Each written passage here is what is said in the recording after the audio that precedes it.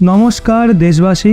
এখন ভারত গোল্ড রিজার্ভের বিষয়ে বিশ্বের বিভিন্ন দেশকে পেছনে ফেলে আগে অগ্রসর হওয়ার প্রস্তুতি নিয়ে নিয়েছে। আর ভারত হঠাৎ নিজেদের গোল্ড রিজার্ভকে এত দ্রুত গতিতে বৃদ্ধি করেছে যে জাপানও গোল্ড রিজার্ভের বিষয়ে ভারতের পেছনে চলে গেছে। আর কিছু দিন আগেই reserve bank of India forex reserve অর্থাৎ বিদেশি মুদ্রা ভান্ডারের যে ডেটা রিলিজ করেছিল সেইটা আশ্চর্য করার মতো।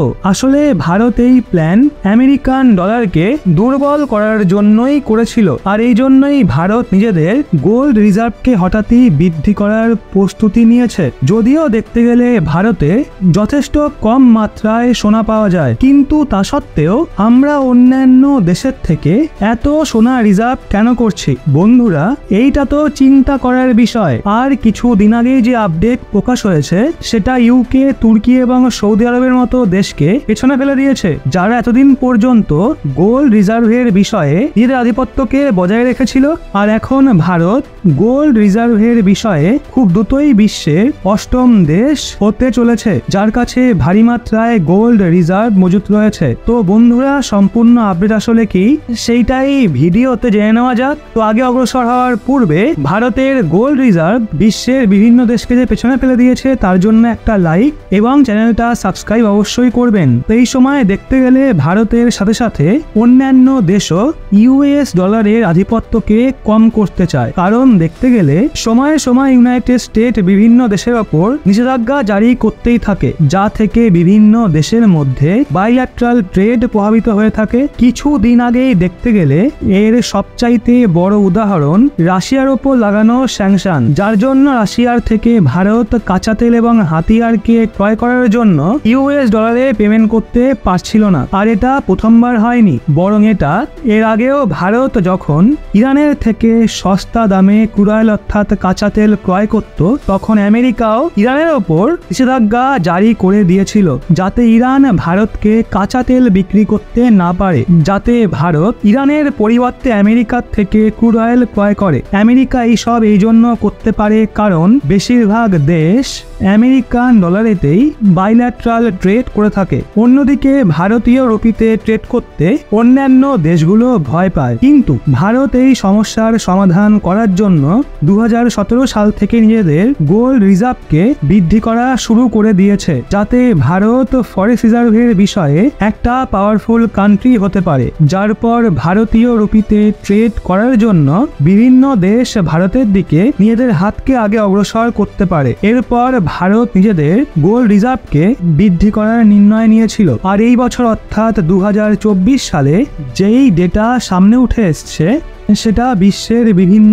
দেশকে গোল্ড রিজার্ভের বিষয়ে পেছনে ফেলে দিয়েছে। এমনকি জাপানকে গোল্ড রিজার্ভের বিষয়ে অষ্টম দেশ বলে মনে করা হয়, তাকেও রিপ্লেস করার জন্য ভারত একদম প্রস্তুত রয়েছে। আসলে কিছু দিন আগেই আরবিআই দ্বারা একটা রিপোর্ট জারি করা হয়েছিল, যার তথ্য অনুযায়ী এই সময়ে ভারতের গোল্ড রিজার্ভ 817 টন পর্যন্ত পৌঁছে গেছে, যেখানে ভারতের পক্ষ থেকে অন্যান্য দেশের থেকে 248 টন স্বর্ণ ক্রয় করা হয়েছে, আর বাকি ভারতেই পাওয়া গেছে। ফেব্রুয়ারিতে গোল্ডের রিজার্ভে যে দ্রুত গতিতে বৃদ্ধি লক্ষ্য করা গেছে সেটা তো বিশ্বের বিভিন্ন দেশকে ভাবতে বাধ্য করে দিয়েছে। কারণ আরবিআই এর সাপ্তাহিক তথ্য অনুযায়ী জানা গেছে শুধুমাত্র ফেব্রুয়ারি মাসে স্বর্ণের হোল্ডিং এ 6 টনের বৃদ্ধি লক্ষ্য করা গেছে। আর সম্পূর্ণ সোনার ভান্ডার এখন 817 টন পর্যন্ত পৌঁছে গেছে, যার বর্তমান সময়ে টোটাল ভ্যালু প্রায় 51.4 বিলিয়ন আমেরিকান ডলারের কাছাকাছি। অর্থাৎ দেখতে গেলে ভারত বৈদেশিক গোল্ড মার্কেটের বিষয়ে একটা নতুন খিলাড়ি হয়ে উঠছে। যদিও দেখতে গেলে ভারতের গোল্ড রিজার্ভ এমন সময়ে দ্রুত গতিতে বৃদ্ধি পাচ্ছে যেখানে বেশিরভাগ দেশ বৈদেশিক মন্দার সম্মুখীন হচ্ছে।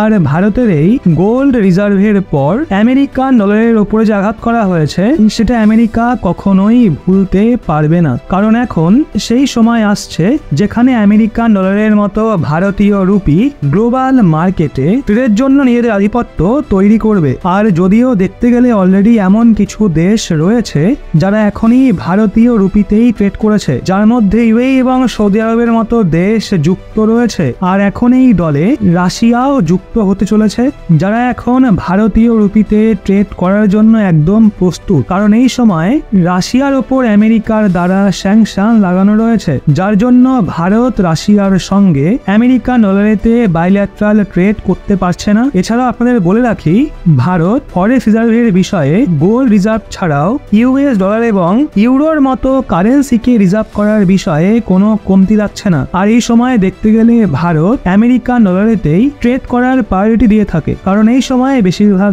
দেশ আমেরিকান ডলারেতেই ট্রেড করার জন্যই নিজেদের হাত আগে অগ্রসর করেছে। আর এই সময়ে ভারতে টোটাল ফরেন কারেন্সি রিজার্ভের 58% অংশ আমেরিকান ডলারেরই রয়েছে, আর ইউরোর 20%। এছাড়াও অন্যান্য কারেন্সিও যুক্ত রয়েছে। এবং ফরেক্স রিজার্ভের বিষয়ে দ্বিতীয় নাম্বারে রয়েছে গোল্ড রিজার্ভ, যার উপরই ভারত যথেষ্ট বেশি ফোকাস করছে। ইকোনমিক টাইমসের রিপোর্ট অনুযায়ী আরবিআই নিজেই বলেছে এই সময় প্রায় 645 বিলিয়ন ডলার ফরেক্স রিজার্ভ আমাদের কাছে মজুত রয়েছে। আর আরবিআই এটাও বলেছে যে এই বছর অর্থাৎ 2024 সালে গত 3 বছরের তুলনায় ইন্ডিয়ান রুপি গ্লোবাল মার্কেটে ট্রেডের জন্য স্টেবল হতে দেখা যাচ্ছে। আর আপনাদের বলে রাখি, আমরা যদিও অন্য দেশের থেকে গোল্ড, সিলভার এবং ডায়মন্ড ইম্পোর্ট করে থাকি, কিন্তু তা সত্ত্বেও ভারতের দ্বারা অন্যান্য দেশেতে জুয়েলারির এক্সপোর্ট ভারী মাত্রায় করা হয়ে থাকে, যা থেকে আমরা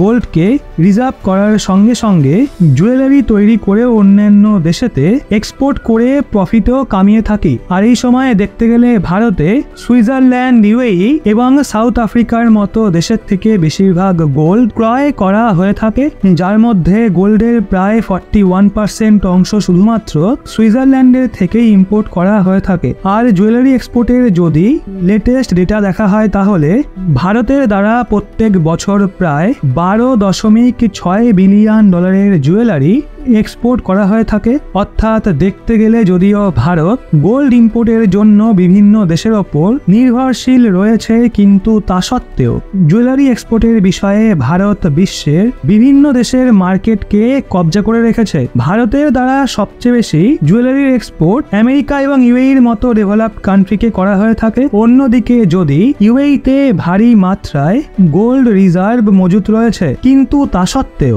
জুয়েলারির জন্য তারা ভারতের ওপরই ডিপেন্ডেন্ট রয়েছে।